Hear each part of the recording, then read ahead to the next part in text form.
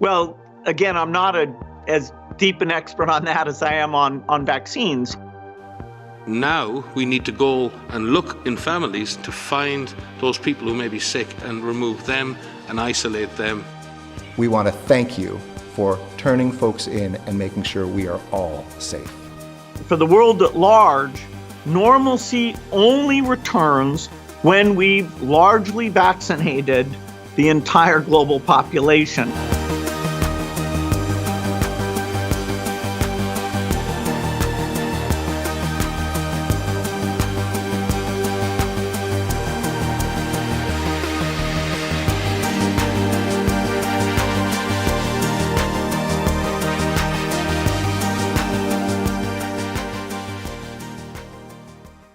Welcome everyone, I'm Spiro, thanks for tuning in, and let's just cut right to the chase. Last week, a top WHO, World Health Organization official stated that it's time for authorities to come to your home to see who's infected and take them away.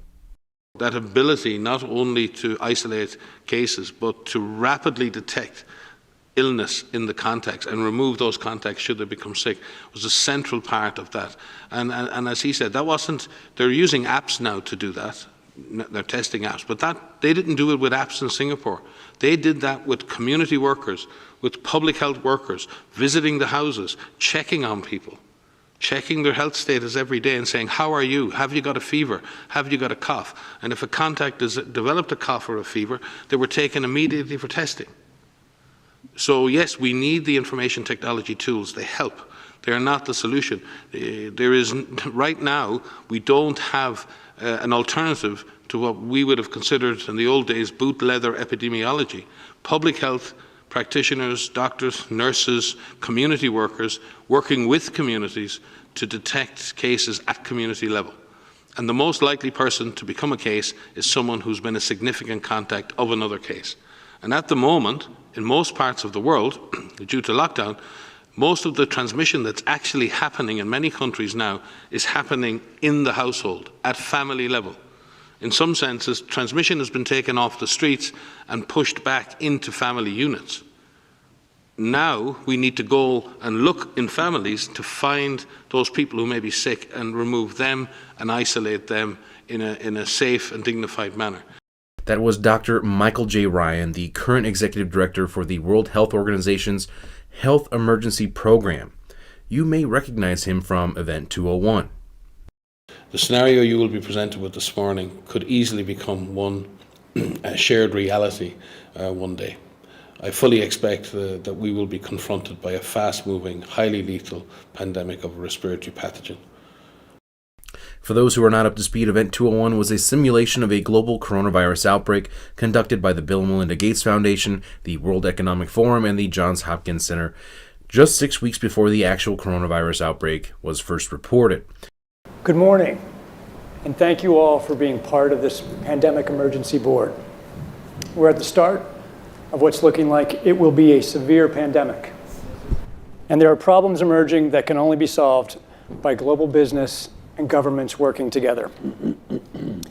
The global community has been working to respond to this pandemic since its recognition, but as health and economic impacts have become more severe, the World Economic Forum has convened this board because of your combined expertise, your backgrounds, and your global voice. We will need all of you to help us respond to urgent policy crises that are emerging. The purpose of this board is to advise leaders in national governments, global business, and international organizations on the response to the pandemic, particularly focused on international problems that require collaboration between business and government. Your recommendations will be critical and will be promulgated and communicated broadly at the end of this meeting. Now, the participants of the exercise included the United Nations, the World Bank, the American and Chinese CDC, the former deputy director of the CIA, that's right, and vaccine manufacturers, the media, and several others. I covered that in a previous report. I'll leave a link below. Now, in my latest report, I showed how Bill Gates basically owns the World Health Organization and is extremely influential in the American health agencies, such as the National Institute for Health and the Center for Disease Control, the CDC, through his multi-million-dollar business partnerships and donations, or foundation partnerships. however you want to look at it.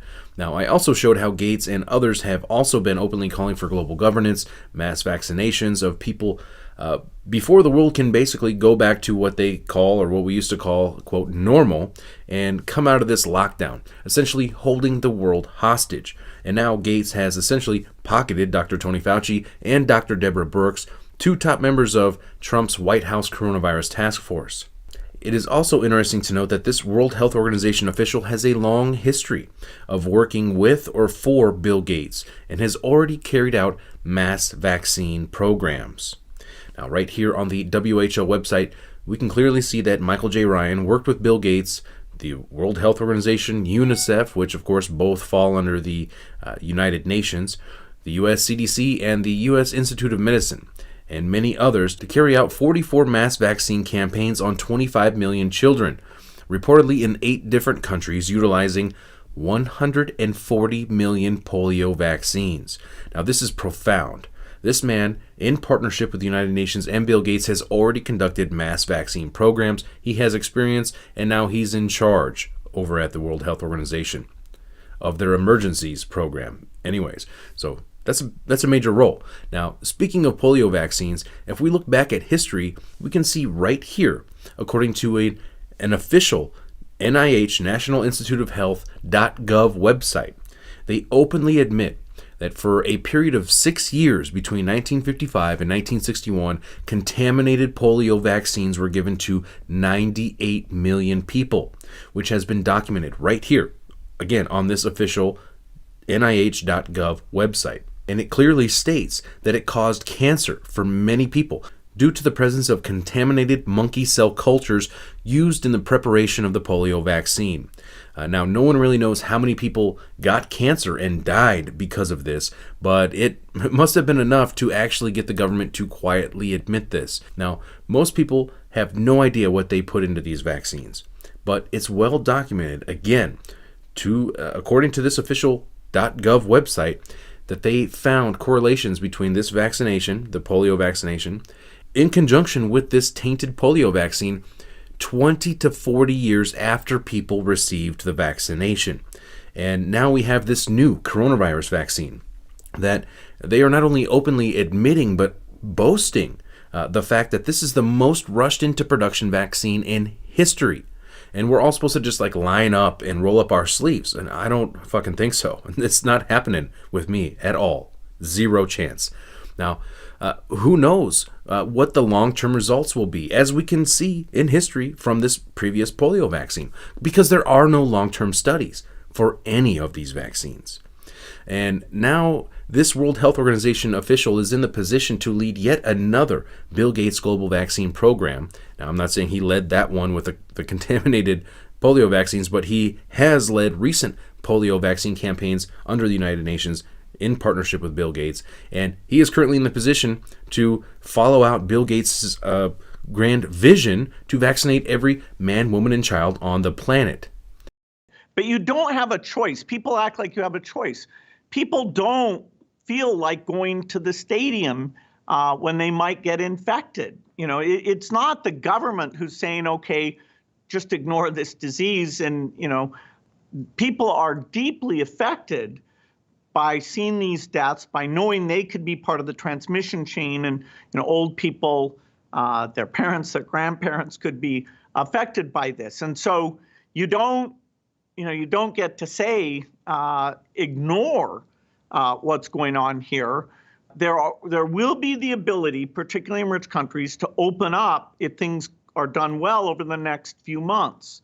But for the world at large, normalcy only returns when we've largely vaccinated the entire global population. But also building a global DNA database and issuing the global population a digital ID that will likely be integrated at some point in the near future, in my opinion, based on my research, not only to include your medical records, but all of your banking info, your wallet, your ID, your keys, everything. This is, again, based on my research. I've covered this and documented this in multiple previous reports, which include source links for everything that I'm talking about here. And when I say my opinion, they're currently working on these programs already. And these programs could easily be tied together, very easily. And why wouldn't they? We're moving into this completely new digital financial system. It's coming here on the horizon. All of the central banks have been talking about it and working with it in partnership and in conjunction with the United Nations. Please see my previous reports for more info on this. I've shown their own documents, their own websites. I'm not just making this up. As always, the links will be provided below. And on top of all that, now we have Dr. Deborah Birx, who sits on the board of a group that receives billions of dollars from Bill Gates, which I covered in a previous video, admitting that no matter what your pre-existing health conditions are, if you test positive for the coronavirus and you die, they will attribute your death to the coronavirus statistics. Can you talk about your concerns about deaths being misreported by coronavirus because of either lack of testing or standards for how they're characterized? So I think in this country, we've taken a very liberal approach to mortality. And I think the reporting here has been pretty straightforward over the last 5 to 6 weeks. Prior to that, when there wasn't testing in January and February, that's a very different situation and unknown.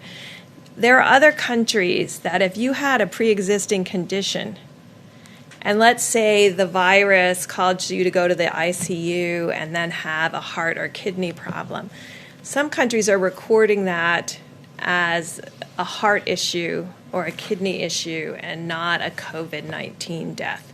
Right now, we're still recording it, and the great thing about having forms that come in and a form that has the ability to mark it as COVID-19 infection, the intent is right now that if someone dies with COVID-19, we are counting that as a COVID-19 death.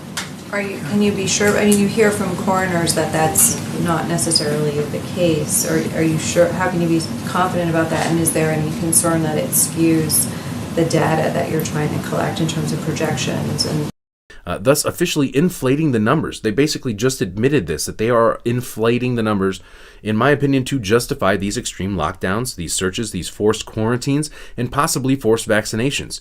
And now they want you, and now they're openly admitting, at least the World Health Organization is, they are openly admitting that they want to come to your home, see who's infected, who they deem to be infected, not even take into consideration the major issues with the tests themselves, and take those people away. Now, this comes from the same United Nations and World Health Organization, which has praised China's hardcore authoritarian lockdown, where they were literally welding people's doors shut and dragging them away, kicking and screaming from their homes, some of which reportedly are still missing at this point.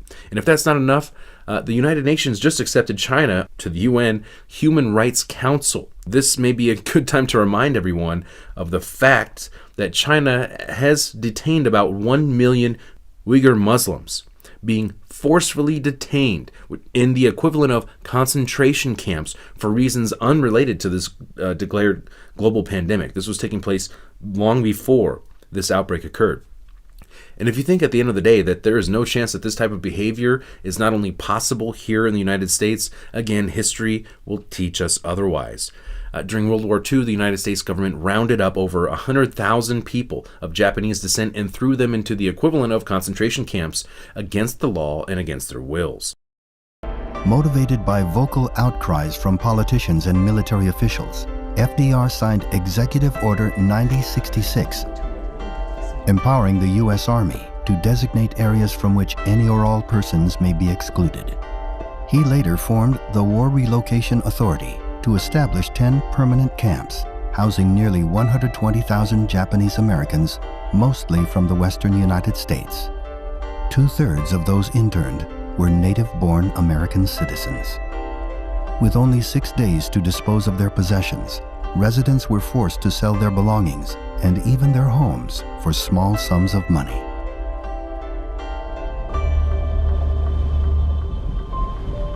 Internment camps were often situated in isolated deserts, prone to harsh weather, and surrounded by barbed wire and guard towers.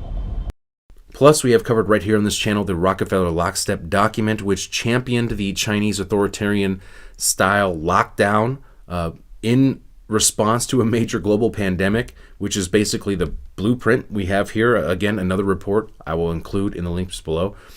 Now, there may come a day when you get pulled over. They're not going to ask you for your license and your registration. They're just going to scan you. They'll probably be able to scan you from their cars, their police vehicles. Now, they want everyone to unquestionably obey these draconian COVID-1984 measures. And if you step out of line, they will pay your neighbors to rat on you and essentially be a paid spy for the world government, because that is exactly what they are doing right now. We need to make sure that everybody continues to let us know where those folks are. If you've observed recurring violations of the Safer at Home order, please continue to let us know at coronavirus.lacity.org/business violation. You know the old expression about snitches? Well, in this case, snitches get rewards. We want to thank you for turning folks in and making sure we are all safe. Now, U.S. Attorney General William Barr has just voiced his concerns regarding the Bill Gates proposal of a digital vaccine certificate, stating that he is, quote, very concerned about the slippery slope in terms of continuing encroachments on personal liberty, end quote. Really? Now, when was the last time the U.S. government, or any government for that matter, actually concerned with citizens' right to privacy? After all, they have been the ones tracking everything you do, everywhere you go, and everything you say since at least 9/11 or shortly thereafter. Now, Attorney General Barr falls miserably short, in my opinion, firstly for not clarifying that these brand new RNA vaccines, which have, keep in mind, never before been used in humans, which are, again, keep in mind, being rushed into production right now as the safety regulations are being rolled back, will not be mandatory. It would have been good to, hey, reassure the public, don't worry, if you want to have the vaccine, it's there, you can take it. If not, this will not be forced on you. I know we should all just be able to assume that. We will not and should not have any medical treatment forced upon us, but under these current circumstances, considering that Bill Gates sounds like he wants and is planning to vaccinate the entire population of the planet, that would have been a good thing to just kind of include in there. Now, secondly, Barr leaves the door open with his broad and general statement saying, quote, however, appropriate, reasonable steps are fine, end quote.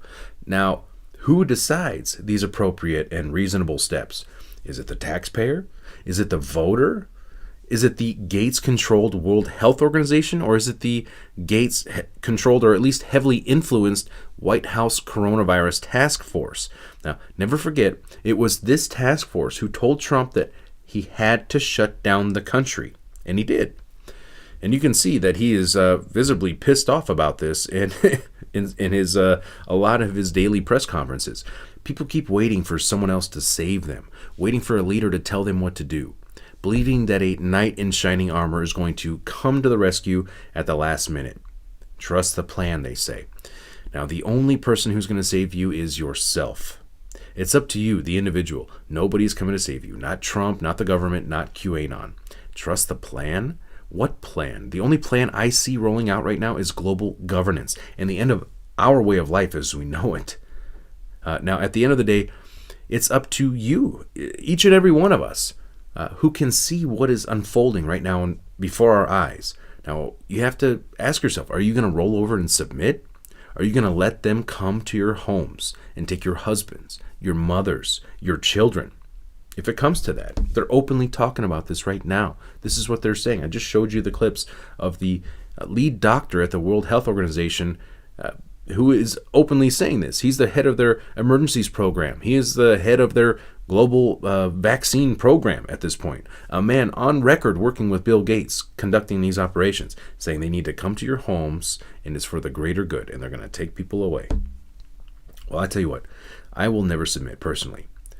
If they think that they can come to my home and lay a finger on me or my family against our will, they have another thing coming. I will literally do everything in my power to protect myself, my family first. Everything in my power. Be sure to follow me on BitChute. It's a video platform which does not censor, because the reality is that this YouTube channel could be gone. It could disappear any day. And if we start to see these internet blackouts, please be ready for anything. Now, I'm not just saying this as someone will accuse me of trying to fear monger.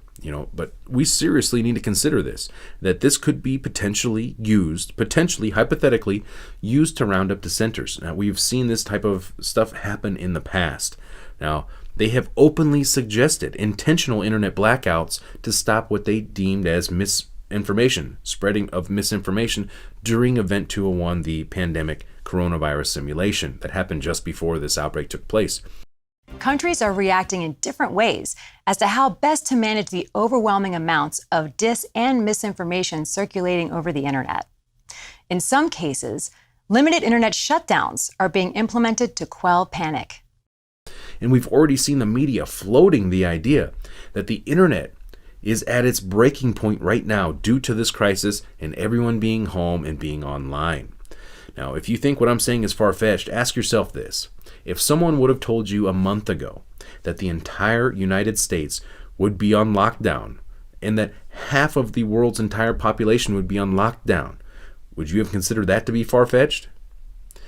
Now, they've already been going door to door in the United States looking for people who have fled their designated quarantine lockdown zones. I mean, this has been in the news, people. Please be ready. Please have a plan. It's up to you. Please take your own lives and futures and, please take responsibility. That's all I'm saying. Take it into your own hands. Don't believe or trust or anything, because you never know what's going to happen. They want you to be dependent on this system. They want you to be terrified. They want you to, they want to do anything that they can to justify the actions that they are taking right now, to instill that fear, to instill that obedience. Take measures in your own hands. I'm not saying go start a revolution. I'm saying take responsibility for your life. Take responsibility for your family, protecting your family, feeding your family. Now, I'm not trying to preach to you, but just please, these are extreme times right now. And I appreciate everyone out there spreading the information, sharing the information, and contributing your thoughts and suggestions below. We need to have open dialogue about what is taking place, about what we are seeing happen across the country, across the entire planet. Because at the end of the day, we're all in this together. And in my opinion, this is a concerted effort, an organized operation unfolding right now before our eyes. I'm Spiro. Thanks for watching. Stay tuned for more. I have some big reports in the works right now, plus some quick but very important updates lined up. So be sure to stay tuned, subscribe, share the information, and I'll see you soon. Well, again, I'm not as deep an expert on that as I am on vaccines. Now we need to go and look in families to find those people who may be sick and remove them and isolate them. We want to thank you for turning folks in and making sure we are all safe. For the world at large, normalcy only returns when we've largely vaccinated the entire global population.